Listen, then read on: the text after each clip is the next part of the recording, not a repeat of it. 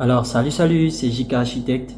Voilà, aujourd'hui nous allons parler, voilà, du rôle de l'architecte et de l'ingénieur dans un projet de construction. Bien, j'ai longtemps, pendant que je fais mes formations, j'ai beaucoup entendu des questions du genre entre l'architecte et l'ingénieur, qui est le plus fort? Voilà, qui est supérieur à son ami?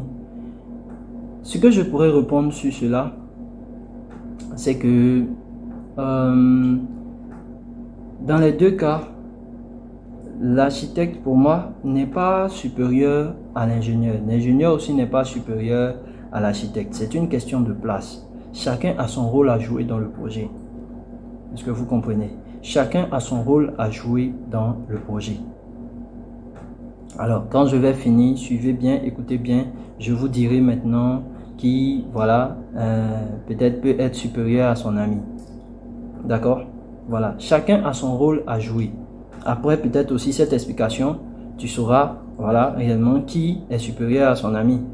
Voilà, ça sera à toi de déduire. Bien, lorsqu'on a un projet de construction, d'abord, les géomètres vont aller examiner le terrain pour prendre toutes les dimensions, voilà, en hectares, si c'est 300 hectares, c'est 200 hectares. Si on a un projet immobilier, par exemple, ou bien on a un projet de très grande cité, de cité vraiment évoluée, ou des maisons, nous avons des cités immobilières, voilà. Là, le topographe, lui, il va aller, voilà, commencer à prendre les dimensions du terrain, voilà, et le ramener à l'architecte. L'architecte a toutes les dimensions du terrain, voilà, et il a toute la superficie. Il peut maintenant commencer à mettre sa vision, c'est-à-dire la vision qu'il a eue par rapport à ce projet-là. Voilà, là, par exemple, on aura une pharmacie, si on veut créer une ville. Voilà, c'est l'architecte qui conçoit cela. Lui, il le conçoit, d'accord? Il conçoit le projet. Et lorsqu'il finit de concevoir le projet avec ses prédimensionnements et consorts, voilà, l'ingénieur récupère le projet afin de mener des études dessus. Est-ce que vous comprenez? L'ingénieur, lui, il est spécialiste. Il est spécialisé dans un domaine bien précis. L'architecte, il est vraiment un peu général parce que lui, il gère un peu de tout. Il fait tout. D'accord? Selon ce qui veut dire que ces conceptions, par exemple, doivent être plus voilà, basées sur la culture et voilà, la psychologie, tout ça. Ces conceptions doivent être beaucoup. Donc, il a beaucoup de connaissances dans ce domaine et un peu général. Mais l'ingénieur, lui, il a une connaissance spécifique. Il est vraiment spécifié dans quelque chose. Il est vraiment spécifié dans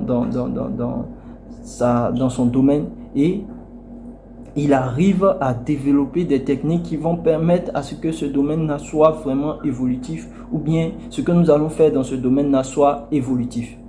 L'architecte vient pour l'esthétique, l'ingénieur vient pour la réalisation, pour que ça soit vraiment bien réalisé. Bien, quand l'ingénieur va finir de travailler sur le projet, lorsqu'il finit de travailler sur le projet, alors, qu'est-ce qu'il va faire? Il a fini de sortir tous les plans, les devis et consorts, on a tout, on a le montant du projet, on a tout. Voilà, on va passer maintenant à la réalisation. Et à la réalisation, ce n'est pas l'ingénieur qui va sur le terrain. L'ingénieur dans une entreprise, il est le conducteur des travaux, c'est-à-dire le directeur de projet. Voilà, lui, il va là-bas inopinément, tu t'attends pas à lui, paf, il est là, il vient regarder un peu les travaux et il se retourne. Bien, quand il finit de faire ce projet-là, tous ces plans et ces choses et consorts vont être maintenant transmis au technicien qui sera chef de chantier. Parce que sur un chantier, il peut avoir plusieurs chefs de chantier. Parce que lui, il aura son bloc à lui sur lequel il va aller superviser ses équipes. Voilà. Et les autres chefs de chantier auront leur bloc. Voilà, c'est comme ça. Alors, quand ils viennent, ils prennent le plan et après les avoir interprétés et bien lus, ils vont aller maintenant donner des consignes aux différents maçons pour que le projet soit maintenant passe à une étape de réalisation concrète. Donc c'est le technicien qui est beaucoup aux côtés des chefs, les chefs d'équipe, les ouvriers spécialisés, les manœuvres, etc. Voilà, voici un peu la hiérarchie. D'abord, le géomètre topographe va aller délimiter le terrain pour qu'on puisse avoir une superficie. bien, quand il va finir, la superficie sera transmise à l'architecte, par exemple. D'accord? À l'architecte. Et l'architecte va maintenant imaginer, introduire un projet visionnaire qu'il a eu sur cette surface-là. Il va faire des conceptions ici, là on va placer là, là on va placer là. Les architectes urbanistes, c'est comme ça qu'ils travaillent. Quand ils finissent, voilà, et l'ingénieur maintenant va récupérer le projet ainsi que les conceptions, les différents plans pour voir en termes de structure ou bien en termes par exemple, si c'est un projet qui est au bord de la mer, hydraulique, tout ça, ils vont chercher à travailler selon les spécialités. Plusieurs ingénieurs peuvent venir travailler sur un seul projet, d'accord, pour que ce projet-là soit fiable et vraiment sécuritaire pour ceux qui vont venir l'utiliser.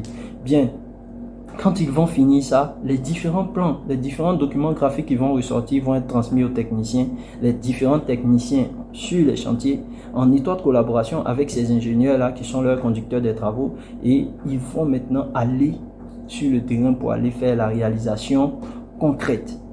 D'accord? J'espère qu'on a bien compris ce concept. Alors, si je dois maintenant me prononcer sur cette question, entre l'architecte et l'ingénieur, qui est le plus fort, je dirais personne.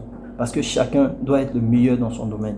Chacun doit être le meilleur dans son domaine. Alors, si tu veux devenir ingénieur, sois ingénieur parce que tu aimes l'ingénierie, tu te mets en ingénierie, tu sors le meilleur et tu viens travailler aux côtés de l'architecte. Si tu veux devenir architecte, tu sors architecte et tu viens aussi, tu es meilleur, tu expérimentes beaucoup de choses, beaucoup de techniques de conception. Tu sors, tu as ton bureau d'études, tu arrives à travailler avec certains ingénieurs, avec beaucoup d'ingénieurs et les ingénieurs aussi, vice-versa. Sinon, il y a des ingénieurs de conception. Est-ce que vous comprenez? Il y a des ingénieurs de conception, il y a des ingénieurs qui travaillent aussi sur la conception. Mais l'architecte est mieux placé pour ce côté-là. L'ingénieur, il est beaucoup spécialisé dans un domaine. Est-ce que vous comprenez? Il est beaucoup spécialisé dans un domaine, et là, un domaine qui peut être généralisé, un domaine qui peut être partout dans toutes choses que nous faisons. Voilà. Et l'ingénieur arrive à travailler, à retranscrire ce que l'architecte a fait. Par exemple, dans notre domaine, à retranscrire ce que l'architecte a fait de façon réaliste et aller réaliser sur le terrain. Voilà. Donc, tous deux, les domaines sont très importants. Voilà. Voilà. Donc, si tu aimes l'ingénierie, je t'encourage à aller en ingénierie. Si tu aimes l'architecture, je t'encourage aussi à aller en architecture. Si tu viens d'avoir ton BTS aussi, toi aussi tu n'es pas à l'écart parce que c'est toi qui vas lire tout ce qui va provenir de là-bas. C'est toi qui vas interpréter. Alors si tu peux aussi aller de l'avant, je t'encourage aussi à aller de l'avant. D'accord? Voilà. Aie le courage dans tout ce que tu fais. Maintenant, il ne faut pas polémiquer sur ces deux points-là. Dire que l'architecte est plus grand. Pour moi, l'architecte n'est pas plus grand que l'ingénieur. L'ingénieur n'est pas plus grand que l'architecte. Tous deux travaillent ensemble. Voici par quoi je vais terminer cette vidéo d'astuces. Merci d'avoir suivi. N'oubliez pas de vous abonner. N'oubliez pas de cliquer sur le thème s'abonner qui est là-bas et activer la cloche de notification. Si vous aimez ce que je fais, likez aussi, ça me fera beaucoup plaisir. Et si vous avez d'autres questions, vous pouvez me les envoyer en commentaire ou bien en description. Je vais laisser mon numéro WhatsApp, mon groupe Instagram, mon groupe Facebook. Vous pouvez les rejoindre, ma page Facebook aussi. Voilà, vous pouvez les rejoindre et aller poser vos différentes questions. Je serai ravi de répondre à ces différentes questions et vous montrer aussi, les beautés de ce domaine, les beautés du domaine du bâtiment et du génie civil en général. Merci, c'était JK Architecte. Très heureux d'avoir été là et d'avoir fait cette vidéo. À la prochaine.